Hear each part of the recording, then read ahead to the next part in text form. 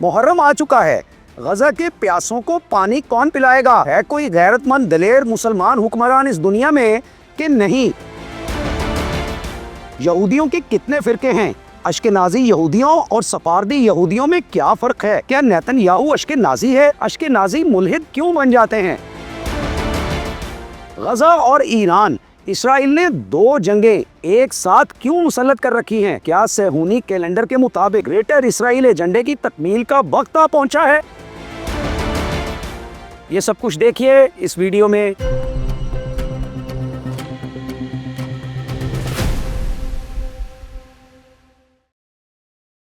السلام علیکم، میرا نام ہے سجاد شفیق بٹ۔ ایک جانب غزہ تو دوسری جانب ایران۔ اسرائیل نے عالمی جنگی تاریخ میں انسانی وحشت کے نئے ریکارڈز بناتے ہوئے ایک ساتھ 2 جنگیں چھیڑ رکھی ہیں۔ غزہ کی موجودہ صورتحال انتہائی تشویشناک اور ہولناک ہے۔ اسرائیلی فوج کے حملے مسلسل جاری ہیں اور گزشتہ دنوں میں بھی شدید جانی نقصان ہوا ہے۔ 29 جون کو اسرائیلی فوج کی انجینئرنگ بٹالین کا ایک سارجنٹ شمالی غزہ میں حماس کے مزاحمت کاروں سے جھڑپ میں مارا گیا، جبکہ اسی دن اسرائیلی فضائی حملوں میں 45 فلسطینی شہید ہوئے۔ اس سے پہلے 28 جون کو بھی اسرائیلی حملوں میں تقریباً 50 فلسطینی شہید ہوئے، جن میں بچے بھی شامل تھے، اور مجموعی طور پر 24 گھنٹوں میں 100 سے زائد فلسطینی شہید اور 422 زخمی ہوئے ہیں۔ غزہ میں اب تک ہونے والی مجموعی اموات کی تعداد بہت زیادہ ہے۔ فلسطینی وزارت صحت کے مطابق 7 اکتوبر 2023 سے اب تک اسرائیلی حملوں میں کم از کم 56,412 فلسطینی شہید ہو چکے ہیں، جبکہ زخمیوں کی تعداد 1,33,054 بتائی جاتی ہے۔ تاہم ایک رپورٹ کے مطابق اموات کی اصل تعداد سرکاری اعداد و شمار سے 41% زیادہ ہو سکتی ہے، جس کے مطابق اب تک 64,260 فلسطینی شہید ہو چکے ہیں۔ ان میں زیادہ تر خواتین، بچے اور بزرگ ہیں، اور یہ یاد رکھنا چاہیے کہ کم سے کم 17,000 بچے شہداء میں شامل ہیں۔ اور یہاں پہ یہ بھی یاد رکھنا چاہیے کہ ڈیٹا جو ہے اس کی صحت کے بارے میں یقینی طور پہ کچھ نہیں کہا جا سکتا، کیونکہ اقوام متحدہ اور دیگر انسانی امدادی ادارے جو ڈیٹا بناتے ہیں وہ بالکل پرفیکٹ نہیں ہوتا، اور بہت سارا ملبہ تو ابھی امارات کا ہٹایا جانا باقی ہے۔ تو اندازہ یہ کیا جاتا ہے کہ انسانی اموات کی تعداد 3 سے 4 گنا ہوگی جتنی اموات کی تعداد اس وقت بتائی جا رہی ہے۔ اسرائیلی حملوں کی وجہ سے غزہ میں شدید انسانی بحران پیدا ہو چکا ہے۔ خوراک، پانی، طبی امداد اور دیگر بنیادی سہولیات کی شدید کمی ہے، اور اسرائیل نے امدادی سامان کی ترسیل بھی روک رکھی ہے، جس کی وجہ سے کم 60,000 بچے غذائی قلت کا شکار ہیں۔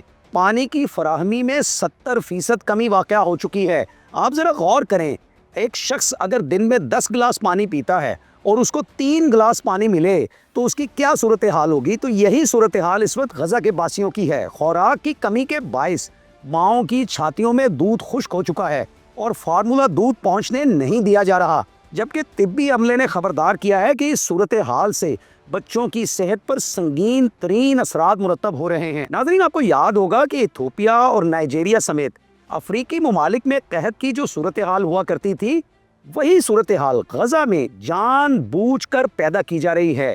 بچوں کی ایسی تصاویر ہیں جن کو دیکھا نہیں جا سکتا، اور ان کو دکھانا بھی اس وقت یوٹیوب کے اوپر ممنوع ہے، اس لیے ہم وہ تصاویر آپ کو دکھا تو نہیں سکتے، لیکن ہم آپ کو یہ ضرور بتا دیں کہ بچوں کی ہڈیاں پچک رہی ہیں، اور اتنی بری صورتحال ہے جو بیان سے باہر ہے۔ اور ناظرین، اس وقت محرم آ چکا ہے، یہ کربلا کے پیاسوں کو یاد کرنے کے دن ہیں، اور انہی دنوں میں غزہ کربلا کا منظر پیش کر رہا ہے، جبکہ مسلمان ممالک کے حکمران اس سنگین ترین معاملے سے مجرمانہ چشم پوشی کر رہے ہیں۔ صدیوں پہلے لوگوں کو یزید کا خوف تھا، آج امریکہ اور اسرائیل کا خوف ہے۔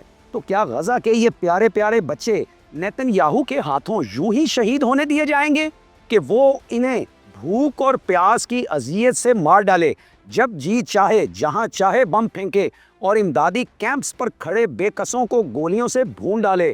اس میں کوئی شک نہیں رہ گیا کہ اہل غزہ کے لیے اٹھنے والا روئے زمین پر کوئی نہیں رہ گیا، زمین پر ہونی ہو کر رہے گی، اور اس کا حساب روز قیامت ہی ہوگا، جسے بپا کر دینے کی لگتا ہے کہ نیتن یاہو کو بہت جلدی ہے۔ غزہ کی صورتحال کو ایران اور اسرائیل کے درمیان جاری کشیدگی نے مزید پیچیدہ کر دیا ہے۔ خطے میں اس وقت اسرائیل دوسری جنگ ایران پر مسلط کر چکا ہے اور اس جنگ میں امریکی بھی شامل ہو چکے ہیں، اور ایران اسرائیل کشیدگی نے خطے میں اشتعال کو اور بھی بڑھاوا دیا ہے اور اس کا پاکستان سمیت دیگر ممالک پر بھی اثر پڑ رہا ہے۔ در حقیقت مسلمان آبادیاں اپنے حکمرانوں سے اس بات کی طالب ہیں کہ وہ غزہ اور ایران کے حوالے سے کوئی ٹھوس کردار ادا کریں، لیکن وہ کہتے ہیں نا کہ زمین جنبت نہ جنبت گل محمد، کہ زمین ہلتی ہے تو ہل جائے، گل محمد نہیں ہلنے کا۔ لیکن یہی وقت ہے جب عرش الہی بے قصوں کی آہو پکار سے ہل رہا ہے۔ بنی نوع انسان کی یوں بے خطا خون ریزی پر خدا آخر کب تک خاموش رہے گا؟ دراصل اخیر آئی کھڑی ہے۔ یہودیوں کی صہیونی تحریک کے کیلنڈر کے مطابق گریٹر اسرائیلی ریاست کے قیام کی گھڑیاں آ پہنچی ہیں۔ اب یہ صہیونی دنیا بھر میں جنگوں کو پھیلائیں گے۔ یوکرین میں روس کو انگیج کر کے کمزور کیا گیا اور تائیوان میں چین کو آنکھیں دکھائی گئی۔ پھر ٹیرف وار کے ذریعے بھی چین کو معاشی جنگ چھیڑے جانے کے سگنلز دیے جا چکے ہیں، اور یوں تو روس یوکرین لڑائی 2014 کے موسم بہار سے ہی شروع ہو چکی تھی، لیکن یہ فل سکیل تک سن 2022 میں پہنچی، اور اگلے ہی برس یعنی سن 2023 میں غزہ کا محاذ کھلا، اور بیچ میں اسرائیلی معاونت سے بھارت نے پاکستان پر جنگ مسلط کرنے کی کوشش کی، لیکن وہ اس قابل ہی نہیں نکلا۔ لیکن اسرائیل نے ایران کا محاذ کھول دیا۔ یہی نہیں بلکہ اسرائیل یمن کے حوثیوں اور لبنان میں حزب اللہ سے بھی لڑ رہا ہے۔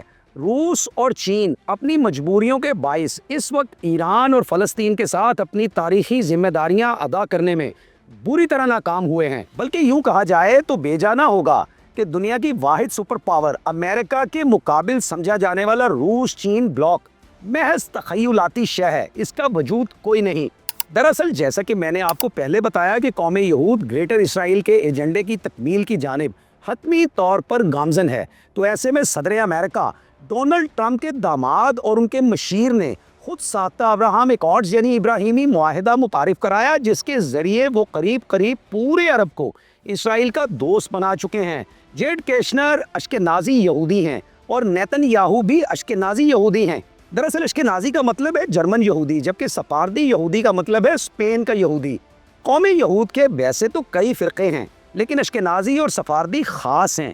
ان دونوں فرقوں میں مذہبی فرق یہ ہے کہ اشکنازی ماڈرن ہیں اور حتیٰ کہ ملحد یعنی لا دین ہونے کے دعوے دار ہیں اور غیر مذہب میں شادیاں کر کے اولادیں پیدا کرتے ہیں، لیکن سفاردی یہودی کٹر ہیں اور بظاہر لادینیت اختیار کرنے سے گریز کرتے ہیں۔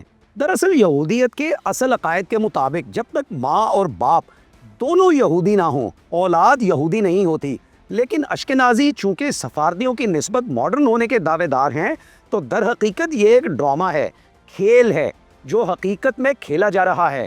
یہودیت اپنی نسلی محدودیت کے باعث کئی مسائل کا شکار تھی، جن میں آبادی کا انتہائی کم ہونا بنیادی ایشو تھا۔ پھر ثقافتی تبادلوں کے حوالے سے بھی حدود و قیود مقرر تھے۔ تو اشکنازیوں نے ماڈرنزم کے نام پر غیر مذاہب میں شادیوں کا سلسلہ صرف آبادی بڑھانے کے لیے اختیار نہیں کیا، بلکہ اپنے عالمی اثر و رسوخ کو بھی اس ذریعے سے بڑھایا ہے۔ ایوانکا ٹرمپ کا میاں ہونے کے ناطے جیڈ کشنر اکیلے نے ابراہم ایکارڈز منصوبے کی سازش کو پایۂ تکمیل تک پہنچایا اور اپنے خسر ٹرمپ کی مدد سے بآسانی عرب ممالک اسرائیل سے جوڑ دیے۔ حالانکہ ان عربوں نے اور ان کے آباء و اجداد نے تو اسرائیل سے تا قیامت لڑنے کی قسمیں کھائی تھیں۔ ناظرین، دنیا بھر میں یہودیوں کی تعداد 1.5 کروڑ سے زیادہ نہیں ہے، جبکہ مسلمانوں کی تعداد اربوں میں ہے۔ اسرائیل ایک چھوٹا سا ملک ہے اور دنیا میں کل یہود آبادی کا نصف سے کچھ زائد حصہ یہاں رہتا ہے، یعنی اسرائیل کی کل آبادی 1 کروڑ سے بھی کم ہے، جس میں کوئی 70 لاکھ یہودی ہیں جو دنیا بھر میں آباد اپنے ہم مذہبوں کے تعاون سے صہیون یعنی یروشلم میں کل عرب و عجم کا اقتدار جمع کر لینا چاہتے ہیں۔ اشکنازیوں کا الحاد یعنی ان کی لادینیت دراصل ان کا ظاہری روپ ہے، جبکہ ویسے عملاً دیکھا جائے تو وہ صہیونی مقاصد کے حصول کے لیے سر اور دھڑ کی بازی لگانے کو تیار رہتے ہیں۔ یعنی یہ کیسے یہودی ہیں جو خدا کو نہیں مانتے لیکن یہودی ہیں؟ توریت تو ایسے یہودیوں کو یہودی نہیں مانتی۔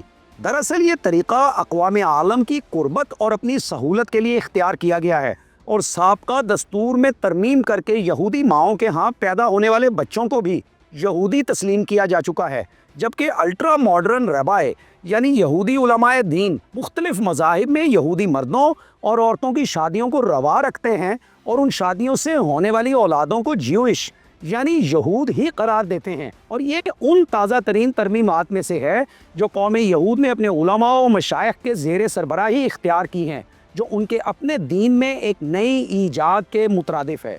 ناظرین، اسرائیل نوجوانوں کی ایک تحریک قائم کیے ہوئے ہے جس میں صہیونی لڑکے لڑکیاں شامل کیے جاتے ہیں، اور یہ ایک خاص یونٹ ہے، اور اس یونٹ کے ارکان کو مغربی ممالک میں ملحدانہ شناخت کے ساتھ ایسا یہودی ظاہر کیا جاتا ہے کہ جیسے وہ محض ثقافتی طور پر ایک یہودی ہے، حالانکہ یہ اجتماع الضدین ہے، یعنی دو الٹ اشیاء کو اکٹھا کرنا۔ جیسے دودھ میں لیمو ٹپکا دیا جائے تو یہ اصل میں الومیناٹیز ہیں جن کا شیطانی ایجنڈا ہے، جو اینٹی کرائسٹ یعنی دجال کے منتظر ہیں، مسیحا کے نہیں۔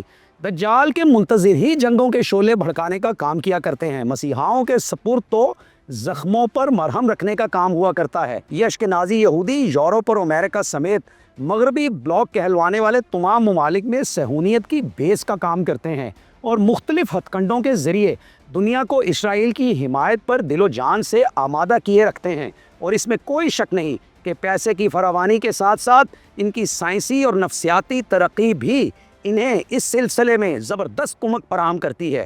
اسپینوزا جیسا فلسفر سفاردی یہودیوں میں ظاہر ہوا، جبکہ آئنسٹائن اشکنازی یہودیوں میں سائنسی ترقی کی ایک مثال ہے۔ قوم یہود میں اس وقت اشکنازیوں کی تعداد 70% سے بھی زیادہ ہے، جبکہ سفاردی یہودی کوئی 16-17% ہیں۔ یہود کی تمام تر تاریخ کو بغور دیکھا جائے تو یہ بات بالکل واضح ہو جاتی ہے کہ اس وقت یہ جنگوں کے لیے نکل کھڑے ہوئے ہیں، اور جب تک بخت نصر جیسا کوئی کردار نہیں نکلتا ان کی واپسی محال ہے۔ یاد رہے کہ بخت نصر نے تاریخ کے ایک دور میں قوم یہود کی چولیں ہلا دی تھیں، پھر یہ صدیوں مارے پھرتے رہے، پھر یورپ کے مسیحی حکمران بھی اپنے مذہبی عقائد کی بنا پر ان سے نفرت کرتے تھے اور انہیں مسلسل اخراج کے احکامات کا سامنا کرنا پڑتا۔ لیکن جنگ عظیم اول اور پھر جنگ عظیم دوئم میں یہودیوں کے پاس جو پیسے کے انبار تھے وہ یورپی اقوام میں لڑائی کا سامان خریدنے اور اپنی معیشتوں کو چلتا رکھنے کے لیے ان کے سود خوروں سے حاصل کیے، اور بدلے میں ان کے ساتھ حصول ملک کے لیے تعاون کرنے اور ان کی حفاظت کے لیے معاہدات لکھے، جیسے کہ مرکزی معاہدہ بالفور ہوا جس کے تحت اسرائیل بنا کر دیا گیا اور فلسطین ختم کر دیا گیا، حالانکہ فلسطین سلطنت عثمانیہ کے زیر انتظام ہوا کرتا تھا۔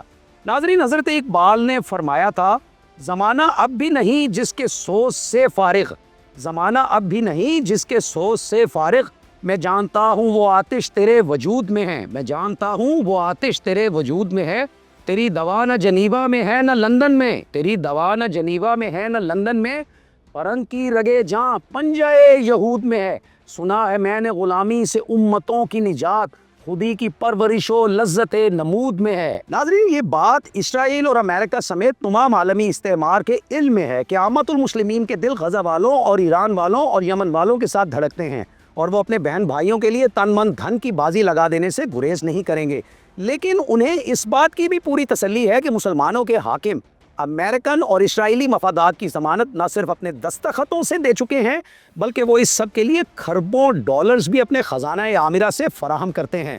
مولانا ظفر علی خان نے کہا تھا، اخوت اس کو کہتے ہیں، چبھے کانٹا جو کابل میں تو دلی کا ہر ایک پیرو جمع بے تاب ہو جائے۔ اب سوال یہ ہے کہ کیا نیتن یاہو بے دین یہودیوں کا یزید ہے، ان کا ابن زیاد ہے، ان کا شمر ہے، ان کا حرملہ ہے کہ محرم میں پانی بند رکھتا ہے، بچوں پر تیر چلاتا ہے، عورتوں کی بے حرمتی کرتا ہے، شریفوں کی توہین کرتا ہے، بیماروں کا احترام نہیں کرتا، خیموں کو آگ لگا دیتا ہے؟ اور کہاں ہے اسلامی اخوت، کہاں ہیں مسلمان حکمران؟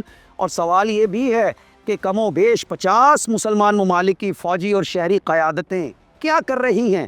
کیا کوئی ایک اہل دل بھی مسلمانوں کی صفوں میں موجود نہیں جو محرم کی حرمت کو جانتا ہو، جو مسلمان کے جان و مال کی حرمت کو سمجھتا ہو؟ کیا مسلمان ایک جسم ایک جان نہیں؟ کیا یہود مسلمانوں کی طرز لے اڑے ہیں؟ حمیت کسے کہتے ہیں؟ جہاد کیا ہوتا ہے؟ کسی کو معلوم بھی ہے کہ نہیں؟ اپنے خیالات کا اظہار ضرور کیجیے گا، اور اہل غزہ کے لیے، اہل ایران کے لیے دعا گو رہیے گا۔ اب اجازت دیجیے، اللہ حافظ۔